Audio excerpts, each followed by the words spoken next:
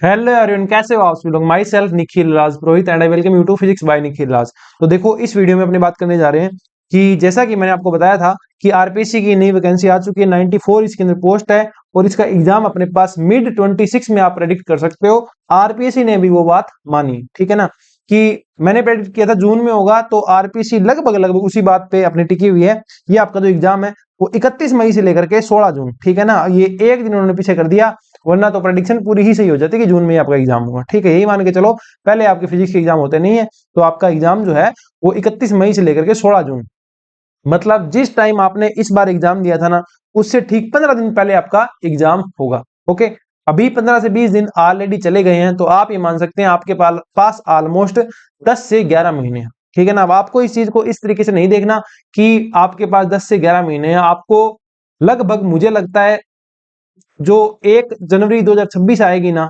तब तक आपकी प्रत्येक चीज बाइंड अप हो जानी चाहिए और आप 2026 में तो केवल रिवीजन ही कर रहे हो। इस पैटर्न से आपको चलना चाहिए, ठीक है ना। अब वैकेंसी आती नहीं है तो समस्या रहती है कि वैकेंसी नहीं आई। अब वैकेंसी आ गई तो फिर स्टूडेंट को ये है कि सर इतनी जल्दी वैकेंसी क्यों आ गई, उसका रिजल्ट जारी करते, क्लियरिटी आती, ठीक है ना, फिर हम तैयारी शुरू करते। तो भाई, इंसान की शिकायतें कभी खत्म नहीं होती है, और जो एग्जाम डेट आ गई ना, आपको यही मान के चलना है कि उन्हीं एग्जाम को पेपर होगा। जब ये वाली अपनी एग्जाम डेट आई थी ना, जिसका एग्जाम अपने 29 जून को हुआ था, ठीक है ना, तब भी बच्चों का ये था कि सर एग्जाम आगे जाना चाहिए, एग्जाम आगे नहीं गया। इनके अंदर भी आप ये मान के चलो एग्जाम आगे नहीं जाएगा।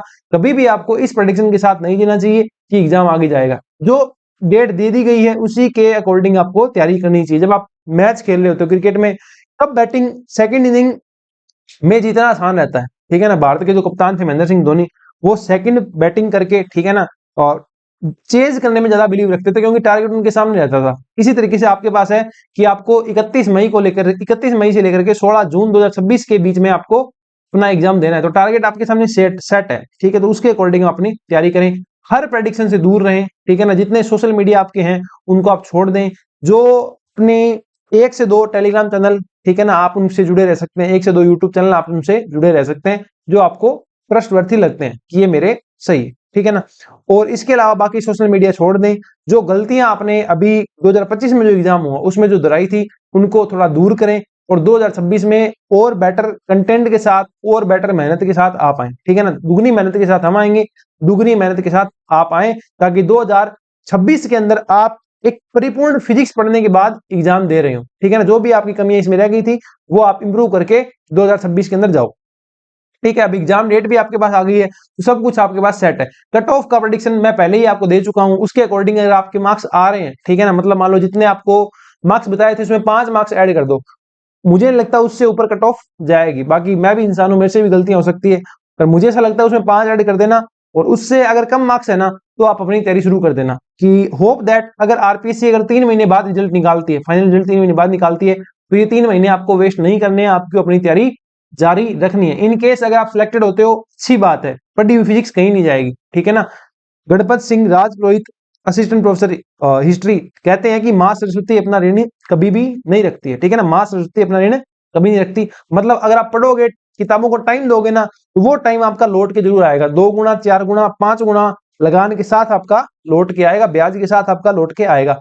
तो अपनी तैयारी जारी रखें। अगर लग रहा है फर्स्ट ग्रेड में हो रहा है तो नेट की तैयारी कर लो, ठीक है ना। पीएचडी करनी है तो पीएचडी कर लो, मतलब कुछ ना कुछ स्टार्ट कर लो। असिस्टेंट प्रोफेसर की तैयारी कर लो। अगर लग रहा है नहीं होगा तो फर्स्ट एड की तैयारी करो। लग रहा है हो भी जाएगा, नहीं भी हो जाएगा, बाउंड्री पे हो, तो भी फर्स्ट एड की तैयारी आप कर सकते हैं, ठीक है ना। जो कमियां रह गई थी उन्हें सुधारना, और बेहतर कंटेंट के साथ और बेहतर एफर्ट के साथ इस तैयारी में आप लग जाना। एक बार ढंग से तैयारी कर लो। अगर ये वाली वैकेंसी आपने अच्छे से दी थी, ठीक है, ये वाली वैकेंसी और अच्छे से दे दो फिर, क्योंकि लगभग जो बच्चे ये एग्जाम दे रहे होते हैं, जो एस्पिरेंट्स ये एग्जाम दे रहे होते हैं ना, उनकी एज जो है वो 27 से लेके 35 तक पहुंच जाती है। और ये एक ऐसी एज होती है जिसमें इंसान स्टेबिलिटी ढूंढ रहा होता है, ठीक है। तो आगे जिम्मेदारियां बढ़ेगी, जो लोग मैरिड नहीं हो मैरिड हो जाएंगे, जो मैरिड हैं उनके बच्चे हो जाएंगे, ठीक है ना।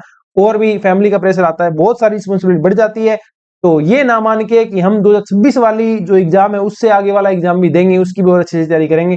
अभी आपके पास 11 महीने है, 11.5 महीने है, इनमें हर डिस्ट्रिक्शन से दूर रह के एग्जाम कब होगा कब नहीं होगा, प्रोटेस्ट होंगे फिर जयपुर में, तो उन सब चीजों से दूर रह के आपको अपनी तैयारी पे फोकस करना है और पूरी मेहनत के साथ इस वाला आपको एग्जाम देना है, ठीक है ना। हर तरीके के कयास से दूर रहना है, अपने कंटेंट पे ध्यान देना है और उसको इंप्रूव करके आपको बेटर तैयारी के साथ मिलना है, ठीक है ना। ये आपकी एग्जाम डेट आ गई 31 मई से लेकर के 16 जून तक, ठीक है ना। इसके अलावा अगर आप जिस कोचिंग पे आप ट्रस्ट करते हो उनके साथ आप तैयारी करो। ये मैंडेटरी नहीं है कि आप कोचिंग का कंटेंट बाय करो, कोई जरूरी नहीं है। आपको सारा मैटर है आपके कॉन्फिडेंस का, आपको कॉन्फिडेंस जैसे आता है, ठीक है ना। बस कोचिंग का फायदा ये होता है कि आपको जो कोचिंग टीचर है ना उसका एक्सपीरियंस मिल जाता है, सिर्फ इतना ही फायदा होता है, मेरा ये मानना है उतना फायदा होता है। थोड़ा सा उसको पता है कंटेंट कैसे अरेंज करना है तो आपको कंटेंट प्रोवाइड हो जाता है, ठीक है। इसके अलावा टेस्ट सीरीज मुझे लगता है 2 से 3 कोचिंग की आप ले लेना, जो आपको लगे ना अच्छी कोचिंग ये है उनकी टेस्ट सीरीज आप बाय करना और उनको अच्छे तरीके से देना। टाइम वेस्ट मत करना। 1 जनवरी 2026 अपना टारगेट ले लो, उस तक आपको सब कंप्लीट करना है। उसके बाद आपके रिवीजन 4 5 6 जितने रिवीजन हो सकते हैं आपको वो रिवीजन लगाना है, ठीक है ना। हमारे साथ आप तैयारी करना चाहते हो तो आप कमेंट सेक्शन में आपको लिंक मिल जाएगा ऐप का, वहां से आप ऐप डाउनलोड करके कोर्स वगैरह परचेज कर सकते हैं।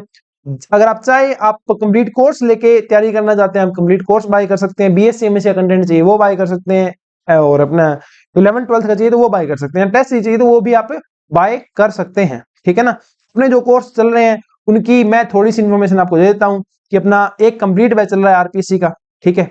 और अपना एक कंप्लीट बैच चल रहा है जिसकी इन्फॉर्मेशन आपको ऑलरेडी है, ठीक है, जिसकी प्राइस हमने रखी है 11,349 रुपए, ठीक है। ये कंप्लीट बैच है। इसके अलावा बीएससी एमएससी का भी बैच चल रहा है जिसकी प्राइस हमने रखी है 6,999 रुपए, ठीक है। 11 12 का बैच चल रहा है पीजीटी फिजिक्स वाला और ये अपना इसकी प्राइस रखिए 3,999 रुपए। इसके अलावा टेस्ट सीरीज जो अपनी है वो भी चल रही है कंप्लीट। इसमें टेस्ट सीरीज 11 12 बीएससी एमएससी और फुल लेंथ इस बार 10 रहेंगे, 5 ऑलरेडी अपलोडेड हैं, ठीक है ना, और 5 मैं और ऐड करूंगा। ऐड कब करूंगा? जनवरी 2026 के लगभग ऐड करूंगा या उससे बाद में ऐड करूंगा ताकि आप रिवीजन के टाइम उनको फुल लेंथ देख सकते हो। इतने आप इन टेस्ट से तैयारी करेंगे। इसकी टेस्ट सीरीज की प्राइस है वो अपने रखी है 1499, ठीक है ना। इतना सब कुछ कंटेंट रहने वाला है। आपको जो आपके लिए अच्छा लगे कि इससे मेरी तैयारी मजबूत होगी, आप वो तैयारी उस कंटेंट के थ्रू अपनी तैयारी कर सकते हैं। और कोई भी गाइडेंस के लिए, कोई भी क्वेरी के लिए आपके पास अपने व्हाट्सएप नंबर है 6350263164। इन पे व्हाट्सएप करके आप इंफॉर्मेशन ले सकते हैं। फोन आप नहीं करेंगे, मैं जब फ्री होता हूं मैं उसके अकॉर्डिंग आपको फोन कर लेता हूं, ठीक है ना। आप अपनी दुगनी मेहनत करना और उम्मीद करना कि आप सिलेक्शन लेके आओ, ठीक है। और मैं भी अपनी दुगनी मेहनत करूंगा और मेरी भी कोशिश ये रहेगी मैं आपको बेटर से बेटर इंफॉर्मेशन, बेटर से बेटर कंटेंट, बेटर से बेटर सिलेक्शंस दिलवा सकूं, ठीक है। और इस वह में मत रहना कि ये सीट है 94 है तो 94 ही रहेगी क्या, नहीं। अभी एक रूल आया था, ठीक है ना, कि आरपीएससी अगर चाहे ना तो 100% तक सीट इंक्रीज कर सकती है। आरपीएससी के पास ये राइट रहेगा हमेशा, ठीक है।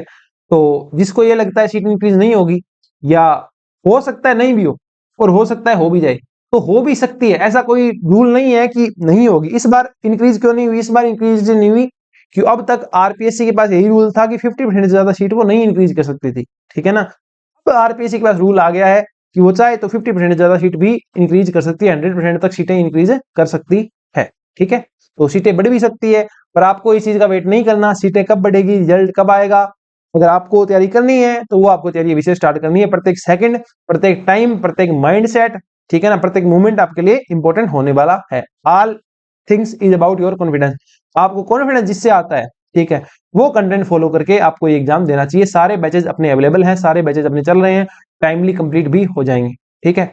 और फिर भी कोई इशू आपको रहता है तो ये अपने व्हाट्सएप नंबर है 6350263164, इन पे मैसेज करके आप अपनी क्वेरी रिजोल्व कर सकते हैं, ठीक है। तो मिलते हैं नेक्स्ट वीडियो में। इस वीडियो में था इतना ही, तब तक के लिए thank you, bye bye, take care, bye. Channel को सब्सक्राइब जरूर कर देना क्योंकि 50% से ऊपर यूजर्स ऐसे हैं जो वीडियो देखते हैं पर अब तक उन्होंने चैनल को सब्सक्राइब नहीं किया हुआ, ठीक है ना। तो मिलते हैं नेक्स्ट वीडियो में, तब तक के लिए thank you, bye bye, take care, bye.